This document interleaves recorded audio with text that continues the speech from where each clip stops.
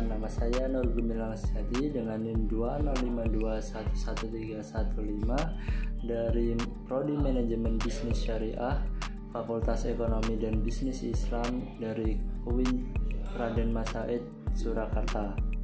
Di sini saya akan menjelaskan tentang kekuatan ekonomi dan sosioekonomi beserta pengaruhnya terhadap bisnis internasional. Untuk bab ini, saya melakukan mini riset pada UMKM Ajisai.Flow yang menjual buket yang berada di area Surakarta. Pertama yaitu terdapat analisis ekonomi bisnis internasional, di mana bisnis internasional ini terdiri dari transaksi yang dilakukan oleh suatu negara dengan negara lain, yang nantinya akan berakibat para manajer harus beroperasi di dua lingkungan sekaligus, yaitu di lingkungan dalam negeri dan lingkungan luar negeri. Untuk perusahaan yang melakukan transaksi ke luar negeri, tentunya harus memiliki data mengenai ukuran dan tingkat perubahan dari faktor-faktor ekonomi dan sosioekonomi, agar nantinya area yang dipilih merupakan area yang potensial, yang dimana penduduknya mampu membeli produk-produk yang perusahaan pasarkan. Data dimensi ekonomi menceritakan apakah penduduk pada daerah tersebut memiliki daya beli untuk membeli produk-produk yang dijual oleh perusahaan, dan data sosioekonomi merupakan data informasi yang menggambarkan jumlah penduduk pada daerah tersebut. Lalu yang selanjutnya yaitu terdapat kekuatan dan pengaruh dimensi ekonomi. Apa saja sih kekuatan dan pengaruh dimensi ekonomi? Yang pertama yaitu ada pendapatan nasional bruto, yang kedua ada distribusi pendapatan, yang ketiga terdapat konsumsi perorangan, lalu yang keempat terdapat biaya tenaga kerja per unit. Yang pertama yaitu terdapat pendapatan nasional bruto.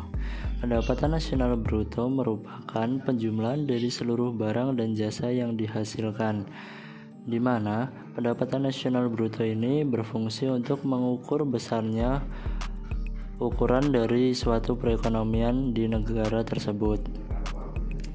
Pengukuran tersebut bertujuan untuk mengestimasi potensi pasar dan membandingkan daya beli dari suatu negara. Yang kedua yaitu terdapat distribusi pendapatan. Distribusi pendapatan merupakan ukuran bagaimana pendapatan suatu bangsa terbagi di antara rakyat-rakyatnya. Lalu yang selanjutnya terdapat konsumsi perorangan. Konsumsi perorangan merupakan cara para konsumen mengalokasikan pendapatan bersih mereka, di mana pengalokasian tersebut yaitu pembelian atas barang yang dibutuhkan maupun yang belum dibutuhkan. Lalu yang selanjutnya terdapat biaya tenaga kerja per unit, di mana biaya tenaga kerja per unit ini merupakan suatu faktor yang memberikan kontribusi terhadap kesempatan atas investasi yang menguntungkan. Kemampuan yang diperoleh biaya tenaga kerja per unit yang lebih rendah dibandingkan dengan apa yang sekarang tersedia bagi perusahaan. Populasi total merupakan indikator paling umum mengenai ukuran pasar potensial, di mana populasi total ini merupakan hal pertama yang akan diperiksa oleh para analis dalam menganalisis kekuatan dimensi sosioekonomi. Lalu yang kedua terdapat distribusi umur. Distribusi umur ini digunakan untuk menganalisis segmen-segmen dari populasi yang lebih mungkin akan membeli barang-barang dari perusahaan yang dipasarkan. Lalu yang ketiga yaitu terdapat keprihatinan di negara-negara maju. Keprihatinan tersebut yaitu meliputi pajak yang harus dianalisis oleh para perusahaan untuk memasarkan produknya, di mana pajak yang terlalu tinggi akan menghambat proses transaksi jual beli antar negara tersebut. Lalu yang keempat terdapat kepadatan dan distribusi penduduk. Kepadatan penduduk adalah suatu ukuran jumlah penduduk per wilayah. Lalu distribusi penduduk adalah suatu ukuran mengenai bagaimana penduduk terdistribusi dari daerah pedesaan sampai ke kota.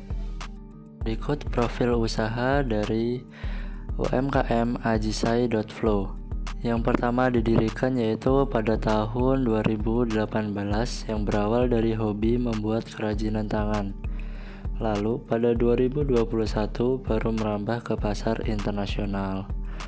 Untuk pendiri dari UMKM Ajisai.flow ini didirikan oleh seorang suami istri yang bernama Ibu Tia dan Bapak Hartono. Untuk lokasi dari UMKM Ajisai.flow ini berada pada Jalan Kahuripan Barat 3 nomor 39 Surakarta. Ada beberapa produk yang ditawarkan pada UMKM Ajisai.flow ini. Produk-produk tersebut diantaranya yaitu buket bunga mawar satin, lalu buket mawar kertas, buket bunga mawar satin plus baby bread, buket bunga mawar palsu dengan boneka keranjang, buket bunga dried flower, lalu yang terakhir terdapat buket bunga mawar palsu boneka. Berikut merupakan video dari hasil wawancara kami pada owner Ajisai.flow Surakarta.